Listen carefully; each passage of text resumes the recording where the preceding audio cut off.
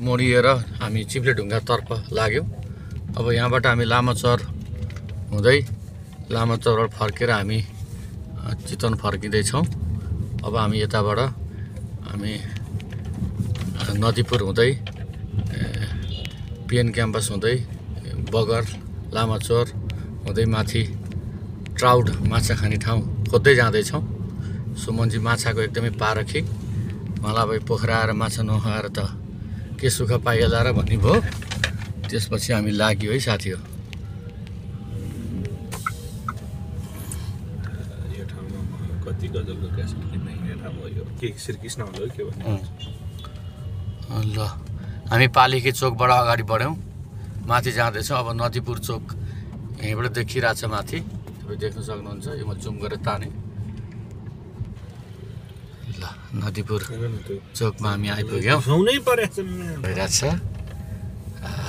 यहाँबाट उता जाने ठाउँ हो नि यो, मणिपाल जान्छ, हामी यता जाऊँ। भएन नि हो फुलबारीतिर जान्छ होइन के, ल अर्कै ठाउँ जान्छ तपाईँको यो क्रिसमसको ट्री देखियो नि हो। यहाँनिर चाहिँ चर्च छ कि एकछिन टाक्कै Himalayan जाभा Nadipur. Oh my God, यहाँ त यस्तो दामी भएछ त। अलि फर्किँदा छिर्छु त्यहाँ म।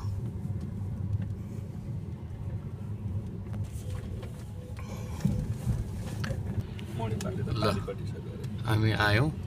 यति घमाइलो छ पोखराको माहौल। चितवनमा चाहिँ शीतलहरै छ। हामी चाहिँ वास्तवमा शीतलहर छल्न आए जस्तो देखिया छ।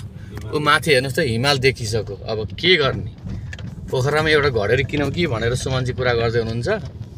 हामी विचार गर्दैछौँ त्यही हिमालकै काखमा लिउँ कि भन्ने पनि लागिरहेछ। अब छैन हिमालयमा हिउँनै छैन, होइन मौसम धुम्म भएर नदेखेको हो। होइन हिउँै छैन ल अत्यन्तै रमाइलो वातावरण। हामी बगर हुँदै हामी जाँदैछौँ। ल हेर्नुहोस्, पुरै पोखरा घमाइलो, पुरै घाम। अहिले बिहान यति चर्को घाम लागेको छ कि हिँड्दा पनि अलिकति गर्मी होला जस्तो वातावरण भएको छ साथी हो। ढाँटेको होइन, हेर्नुहोस् घरमा घाम टल्केर यस्तो भइरहेछ। ल हामी यो गोर्खा मेमोरियल म्युजियम नजिक आइपुग्यौँ। हामी अब लामाचौरतर्फ लम्किँदैछौँ।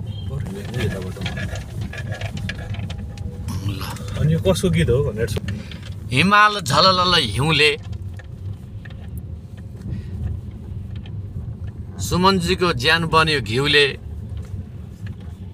अब हामी जाँदैछौँ ट्राउड माछाको स्वाद लिनको लागि।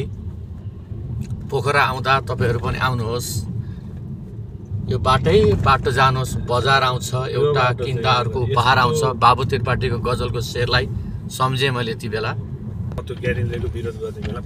आहा हिमाल झललल, आहा माछा पुछ्रे। ल हेर्नुहोस् साथी, ल हेर्नुहोस् माछा पुछ्रेको शिर देख्नुभयो?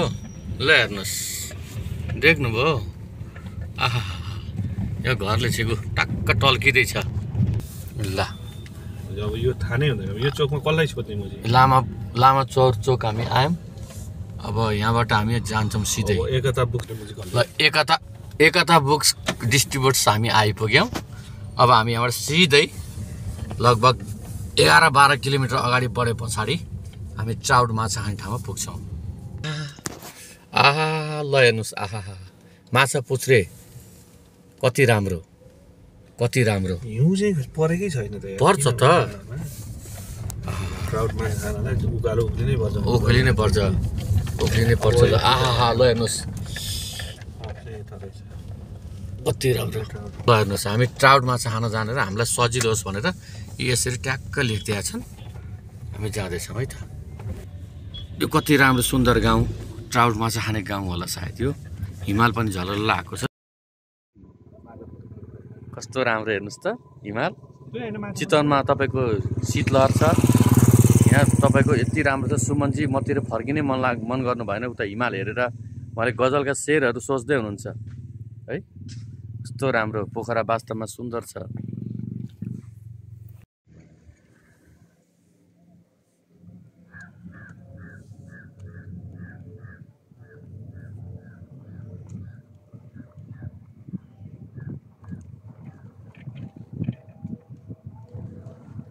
Cuite con la boca. अहिले कुइटे भन्ने यहाँ कुइटे रहेछ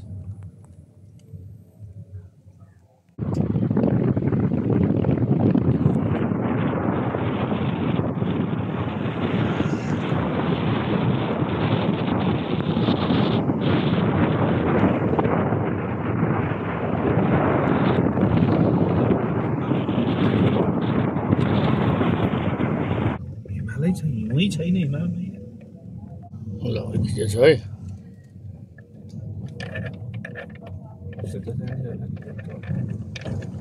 All mountain view.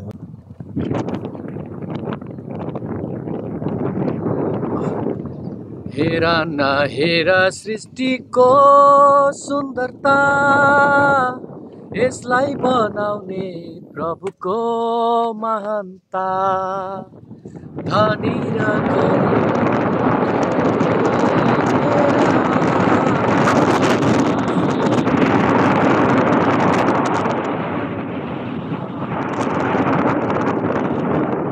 र सृष्टिको सुन्दरता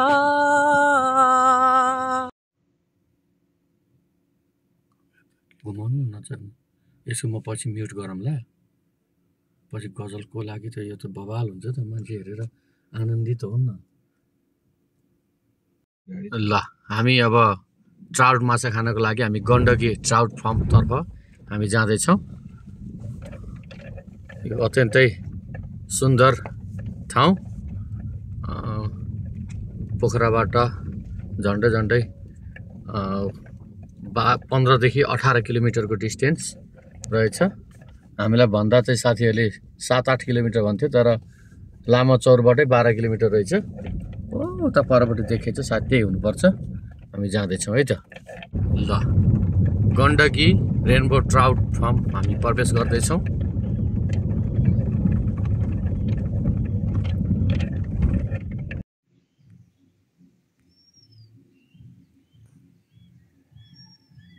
ट्राउट माछा हेर्नुहोस् त कति ठुला ठुला कति रहर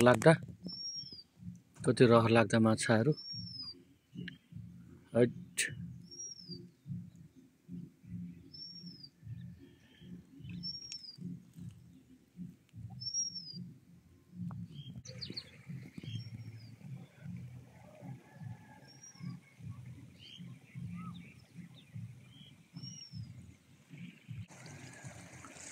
सबैजना आएर जिन्दगीमा एकचोटि माछा चाहिँ खाना पर्ने रहेछ ट्राउट माछा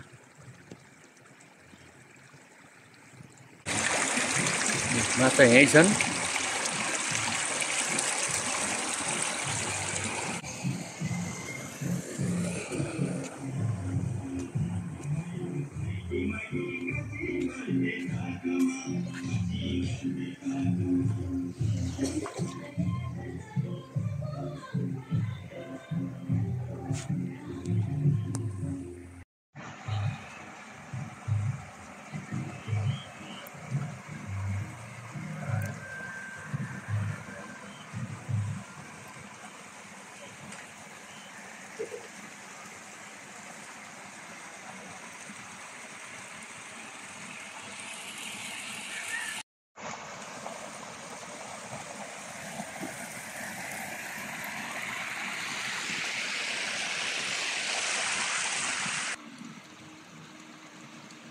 ग्रेडिङ गरेर राखेको पोखरी हो ग्रेडिङ गरेर राखेको पोखरी हो अलि नखिच्नु है ए त्यही ठाउँ अनि अब 1 किलो भन्दा बेसी त चाहिँदैन बाबु राजा छानेर मार्ने अनि खाने ए ल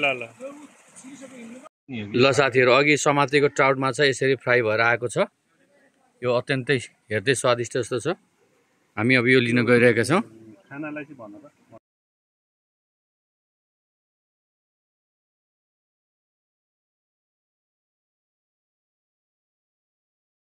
ल खाना पनि आयो यो गाउँले टिपिकल झोलमा एकदमै सुमनजी एकदमै हँसिलो मुद्रामा हुनुहुन्छ एकदमै रमाइलो भइरहेछ आजको मौसम केही हँसिलो मुद्रामा खान्छ तिमी भिडियो बनाउँदा मलाई वाक्क लागिसक्यो बस मेरो भने त ट्याक्क तपाईँ हालिदिनुहोस् हा